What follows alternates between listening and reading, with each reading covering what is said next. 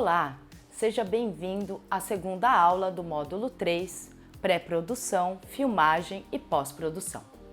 Nesta aula nós iremos imergir aí no mundo do documentário, nos desafios, que ele proporciona, mas vou poder aí te ajudar que você consiga realizar de forma mais coesa, a sua, vamos dizer assim, iniciação em como se pensar o seu filme, tudo bem? Então vamos ver o que nós vamos estudar hoje. Uma etapa muito importante, tá? É a pré-produção. Então hoje nós vamos entender a importância dela para você conseguir aí organizar o seu próprio filme, tá? Então, pessoal, a importância da pré-produção em um documentário, ela não se organiza apenas pela questão de ter um roteiro escrito, tá? Por quê? Porque afinal o documentário, ele nem sempre vai nos dar a possibilidade de ter um roteiro fechado, detalhado cena a cena. Por exemplo, se o seu documentário não for exclusivamente realizado por meio de material de arquivo, você irá lidar com o desconhecido assim que o áudio e o vídeo derem um ok e você começar a filmar. Existe a impossibilidade de prever certas situações, tá? Pois se você estiver aí numa arena corpo a corpo com o real, então você não vai conseguir prever tudo. Então, uma palavra que você vai ter que ter em mente é flexibilidade. Então, pessoal, de acordo com Swain, se existe uma coisa que você precisa em seu kit de sobrevivência, essa coisa é a flexibilidade. Então, pessoal, sempre lembrar que nós estamos lidando com o gênero documentário. Mas essa ausência de roteiro, às vezes até valorizada para defender as principais diferenças entre um documentário e ficção, nos faz surgir aquela pergunta: afinal, pessoal, como a gente vai organizar a produção de um documentário? A primeira coisa, então, que você precisa entender é a necessidade de um suporte financeiro, que viabilize aí o seu filme. Visto que o documentário, em sua essência, narra aí desejos pessoais do diretor, ou uma investigação, divulgação ou reconstrução de um tema, objeto e ponto de vista, você vai precisar entender em quais locais você procuraria aí um subsídio, tá? Então, se você já tem um objeto, um ponto de vista, o primeiro caminho que eu proponho a você é verificar se esse ponto de vista às vezes não bate aí com a necessidade de órgãos públicos, de ONGs ou até de empresas que têm aí responsabilidade social. Então, às vezes você quer fazer um documentário relacionado a um tema e aquela empresa, aquela ONG ou até aquela prefeitura está precisando da mesma coisa. Por exemplo, o meu primeiro roteiro ele foi feito para o Instituto ADOT, que é uma ONG, que lida aí com a violência doméstica, que eu passei para vocês aí num exemplo anterior. Mas na realidade, nós teremos um caminho aí que é muito comum em países subdesenvolvidos, que inclui o Brasil, que é o cinema de guerrilha, tudo bem? Então vai ter aí um caminho com dois trechos. O primeiro trecho desse caminho, é exatamente isso, o quê? Que o seu filme, primeiro o documentário, provavelmente vai utilizar as táticas desse cinema, tudo bem? Se trata de um cinema que vai fazer um documentário com pouco ou nenhum orçamento, tá? Nossa oficina, ela possui aí como referência esse tipo de cinema, tá? Porque a gente, tem como experiência a iniciação, por exemplo, dos primeiros filmes, na maioria de nós da equipe, foi feito com táticas de guerrilha. Aí você está se perguntando, Marina, afinal, o que são essas táticas de guerrilha, Então eu vou aqui listar para vocês as principais, tá? No cinema de guerrilha, você não vai visar o lucro, tudo bem? No seu próprio filme. Desobediência em relação a algumas regras estabelecidas. O método de produção não são convencionais, tá bom?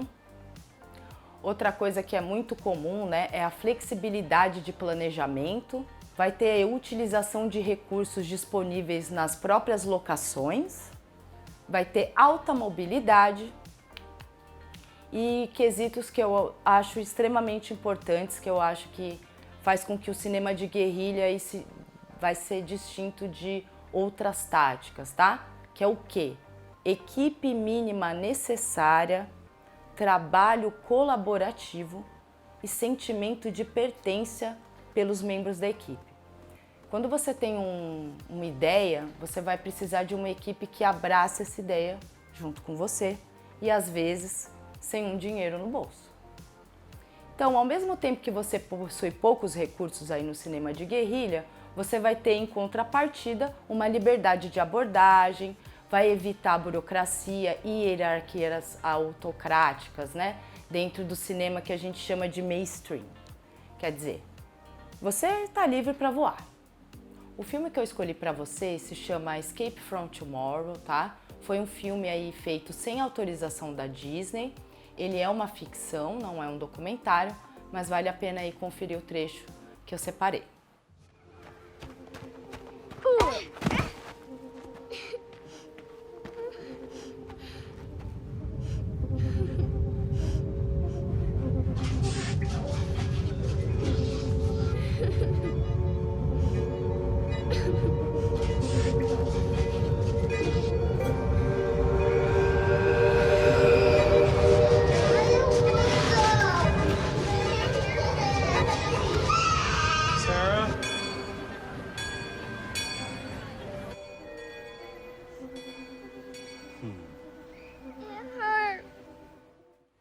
Então, vamos analisar o trecho que nós acabamos de ver. Se você reparar, o filme ele foi classificado como indie filme. Foi totalmente filmado sem autorização da Disney, com pouquíssimos recursos, né?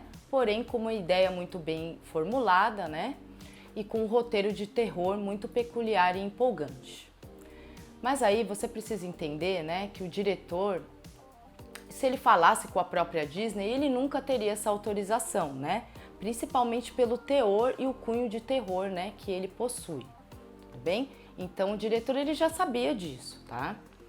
Mas ele foi além, né? Então com seus poucos recursos conseguiu realizar uma produção independente, sem a necessidade da censura e do crivo, né, de estúdios, instituições ou até do dono da locação, no caso, a própria Disney.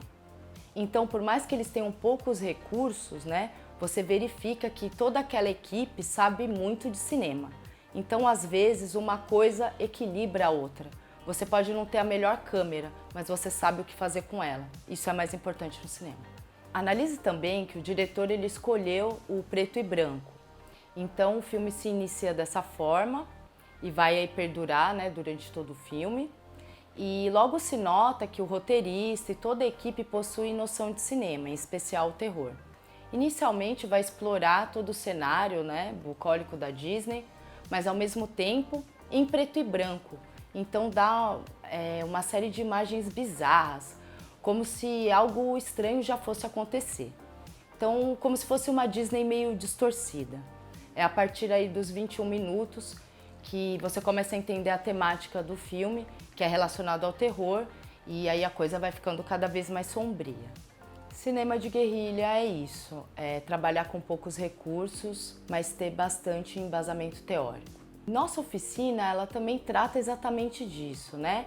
Te dá então esse embasamento teórico para que com poucos recursos você seja capaz de realizar o seu documentário com qualidade. Exemplos práticos de táticas de guerrilha nós vamos aprofundar no módulo 4, mas por enquanto fica essas dicas importantes para você.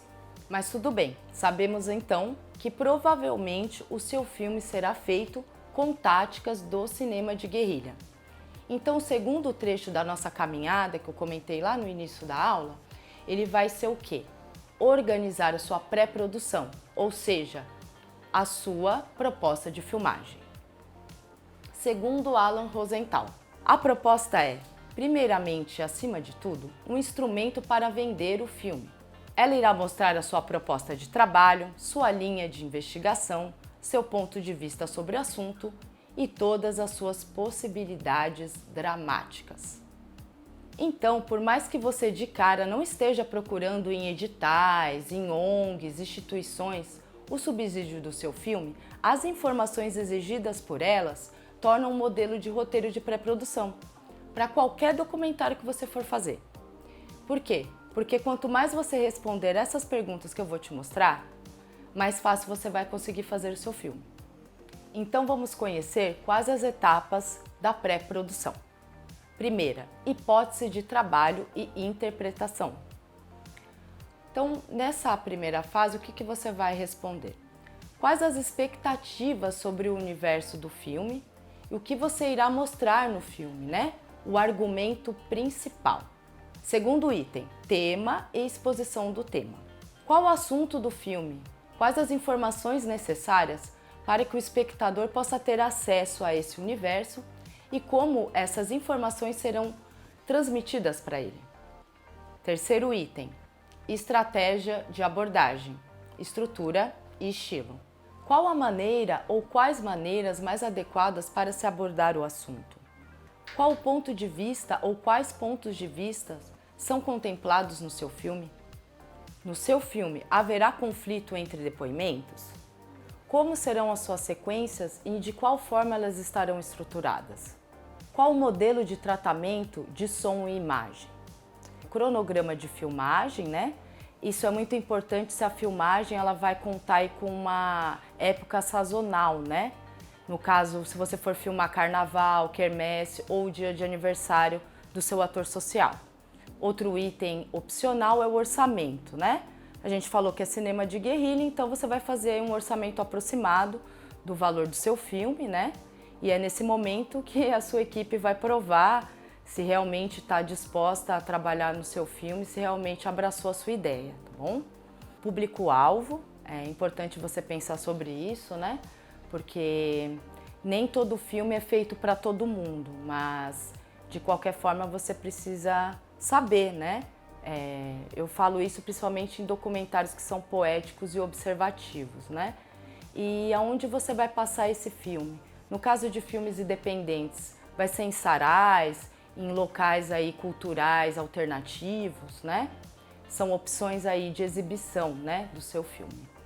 Uma coisa também que é importante você realizar é separar o currículo dos principais membros da equipe. Caso, né, todos sejam iniciantes, não tem problema algum. Você pode aí colocar quais são os anseios, né, de cada membro da equipe em relação ao cinema. O que eu posso dizer de experiência própria é que nem sempre uma pessoa que manuseia ou tem total aí noção do que é o cinema, ele vai ser o melhor membro da sua equipe. Às vezes uma equipe iniciante, mas disposta a fazer o filme, engajada, ela pode aí te dar muito mais resultado. Por fim, tem os anexos. É o quê? Organizar fotos, desenhos, mapas, qualquer coisa que enriqueça aí o entendimento da sua proposta. Então, pessoal, fazendo tudo isso, o cabeçalho do modelo, né, da sua proposta de filmagem, ela vai ficar da seguinte maneira. Então, você vai colocar aí o título do projeto, né, o formato no caso relacionado ao vídeo, tá? Quem vai ser o diretor desse filme, quem irá ser o diretor de fotografia, o operador de áudio e o editor. Tem outras funções? Tem, mas lembrando que nós estamos lidando com táticas de guerrilha, então pelo menos essas, né, funções você precisa ter na sua equipe. Então, depois de colocar aí as respostas, né, dessas questões que eu coloquei acima e o fechamento da sua equipe, eis que você vai ter pronto o seu roteiro de pré-produção. Você conseguirá aí responder todas essas perguntas que eu coloquei? Não. A gente já sabe disso. Mas a ideia é o quê? É que por meio dessas perguntas é que sai o esboço do seu filme, né? A gente sabe que sempre haverá percalços no caminho, alterações, ajustes, né? Sempre bom lembrar que o diretor do documentário, né, e as demais funções estão lidando com o roteiro aberto na maioria dos casos. Então, o mais importante aqui é que é isso que o documentário nos dá. É essa incerteza, é esse frio na barriga, né, de quem é amante do gênero, seja de quem faz ou seja de quem assiste. Essas perguntas que eu coloquei para vocês, elas são feitas em editais de empresas, ONGs e instituições governamentais? Sim. Você necessariamente precisa mandar a sua ideia para alguma delas? Não. Mas é nessa tentativa de responder essas perguntas que você vai ter maior controle do seu documentário e chegar ao máximo aí na proposta que você deseja e com alta qualidade. Não podemos esquecer disso. Você também pode reparar, que todos os nossos módulos anteriores, eles foram pensados exatamente para que você pudesse responder algumas dessas perguntas, tá? E quando você chega nisso, fala, caramba, eu não consegui responder, você vai entender a próxima coisa que eu vou apresentar para você e a importância dela. Então, o que precisa para você é pesquisa. É preciso detalhar o conteúdo do filme, adequar o recorte, o conteúdo do mundo escolhido aí nos moldes de um filme. O que irá conduzir sua pesquisa, então, segundo Rosenthal, é a sua hipótese de trabalho dentro dos limites do seu assunto. Você deve descobrir, então, tudo aquilo que for dramático, atraente, interessante. Para que você consiga formular a sua pesquisa, normalmente são utilizados aí 4 tipos de fonte. A primeira é o material impresso, segunda é o material de arquivo, terceiro, entrevistas e o quarto, pesquisa de campo nas locações ou nos locais de filmagem. Apesar de ser óbvio, mas cabe enfatizar, sempre tem exceções quando o assunto é um documentário. Então tudo vai depender do assunto e estilo de abordagem escolhido por você, algo que eu também não tenho controle nesse momento. Mas de qualquer forma, vamos aí discorrer melhor sobre essas 4 fontes, tudo bem? Então vamos começar aí com material impresso ou de arquivo, Esse modelo de fonte é muito utilizado para ilustrar eventos passados, A internet ela nos deu muito mais acesso a esse tipo de material, que antes era obtido por meio de muita burocracia e negociação com órgãos públicos. Onde aí se costuma encontrar esses materiais de arquivo? Imprensa, bibliotecas, universidades, coleções particulares, sites e páginas especializadas. Um adendo, quando o acervo ele é familiar, é preciso ter muito cuidado e respeito, tá? Normalmente é encontrado resistência, quando o assunto aí é uma exposição pública de um material que é muito íntimo, que aí no caso de uma família ou de uma empresa. Então, pessoal, eu escolhi para vocês, para encher aí a cabecinha de imagens e também ilustrar aí como o material de arquivo pode ser muito bem utilizado.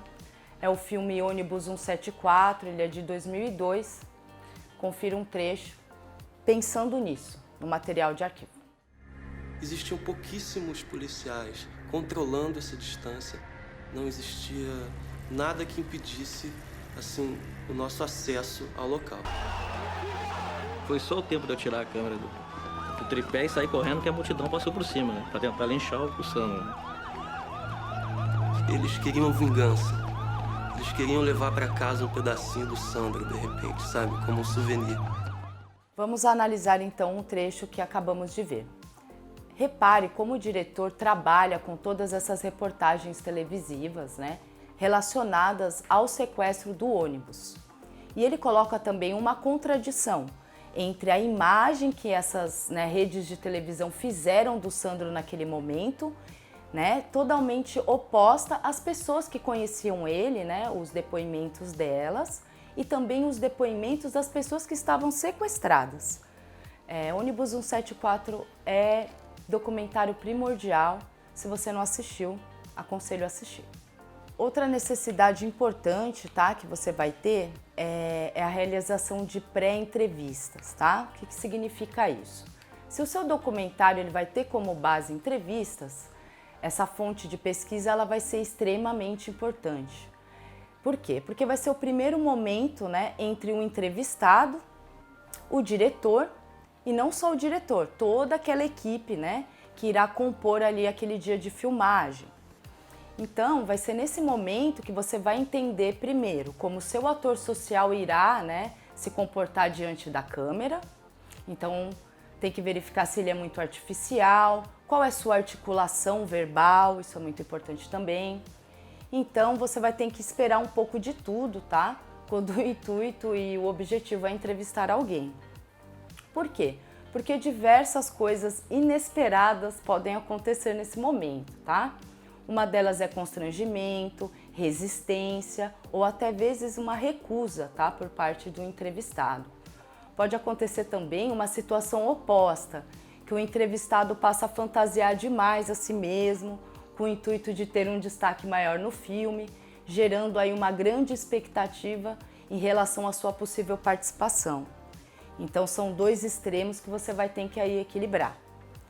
Então, para contornar esses problemas, eu vou trazer para vocês algumas dicas que com certeza você vai lembrar de mim depois.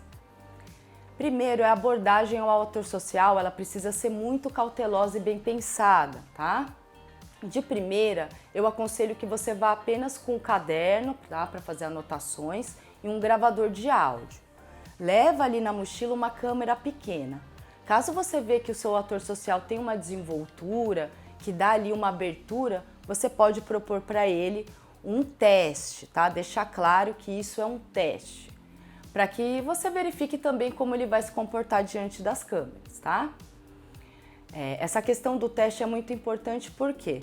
Porque você fala que é um teste, não vai prometer nada ao seu ator social e nunca pode adiantar sobre o tratamento do documentário. Quem edita, quem é que vai aí ser o responsável por analisar e, vamos dizer assim, escolher quem vai participar do filme, tá? Esse encontro cara a cara aí entre diretor e personagem, ele é muito necessário para que possa emergir daí um vínculo, né, entre os dois. Então, não só um vínculo do diretor, como eu falei, com a equipe em geral. É nesse momento que você vai sentir a reciprocidade, ou seja, se o seu ator social vai abraçar de volta o projeto que você está propondo. Então, a pré-entrevista também, pessoal, possui riscos e eu preciso falar muito sobre isso, tá?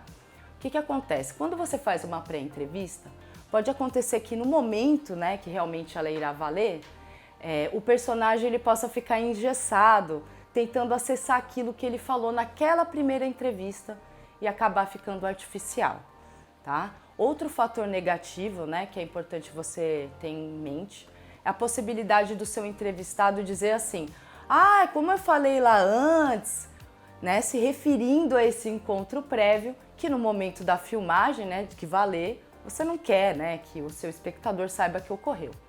Então vamos lembrar do Eduardo Coutinho, lembra aquele cara que eu usei diversos exemplos?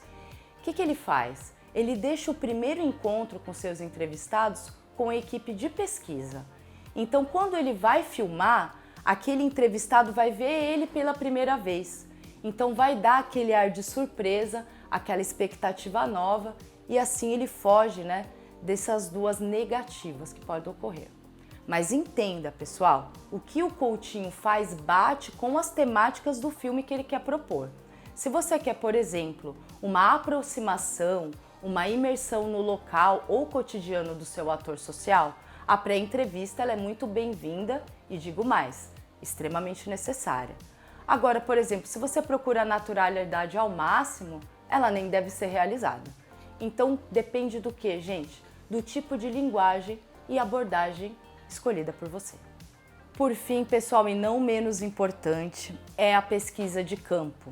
Eu sei que essas coisas parecem ser muito estranhas quando se fala de documentário, mas quando você estiver ali no momento de filmagem, vai me agradecer. A realização de um documentário, ela requer sim muita preocupação com a locação e a captação de som. Normalmente são requisitos básicos que a gente só lembra quando? No momento da filmagem, o que é um grande erro. Então, pessoal, mapear e realizar um estudo cuidadoso das suas locações é fator essencial para um bom filme, tá? Quem irá agradecer em relação a isso? Primeiro, o seu diretor de fotografia, que ele vai ter aí a oportunidade de estudar a iluminação dos locais, vai conseguir ver a incidência de luz natural, as fontes de eletricidade, caso houver aí a necessidade de utilização de luz artificial. Outra coisa que o seu diretor de fotografia poderá fazer é o quê? Se familiarizar com os cenários, conseguir elaborar aí de forma mais segura os enquadramentos e trabalhos de câmera. Outro membro da equipe que irá te agradecer e muito é o sound designer e o captador de som direto. No caso, eles vão ter a oportunidade de verificar se o local é próximo de fábricas e aeroportos, ou seja, se aquela locação é barulhenta, pode ser devido também a uma rodovia ou porque tem uma grande rotatividade de pessoas. Ele também poderá se familiarizar com os sons dos locais, captá-los, a fim aí de agregá-los no processo de representação do objeto ou do personagem ou do local que você aí se dispôs a falar, tá? Som e luz são elementos aí necessários do cinema, tá? E é muito importante que nós tenhamos cuidado em relação a eles, tudo bem? Principalmente em relação ao som. Ninguém assiste áudio ruim por mais de 1 minuto, tá? Então essas visitas elas servem também para definir os equipamentos necessários para cada locação, tamanho da equipe técnica para cada situação, prevenção aí de possíveis obstáculos naturais, né? Situações negativas, por exemplo, você pode até ter um risco de integridade física da equipe. Tudo aí vai depender, né, do tema que você se dispôs a abordar. Então, gente, por fim, a pesquisa de campo ela é um ensaio, né, em relação também à sinergia da sua própria equipe. Então, você vai descobrir na prática, né, se cada um entende e consegue exercer a sua função dentro do processo de filmagem, tá? Mesmo que seja apenas um dia de testes e experimentações, muita coisa você pode descobrir da sua própria equipe. Estão todos começando? Não tem problema. Melhor coisa é se munir de muita humildade, que eu tenho certeza que todos vão ensinar e aprender muito nesse processo aí da pesquisa de campo, tá bom? Porque assim, pessoal, no cinema, assim como na vida, uma andorinha só não faz verão não. Já está com vontade de escrever o seu próprio filme? Então pega o papel, caneta e bora filmar!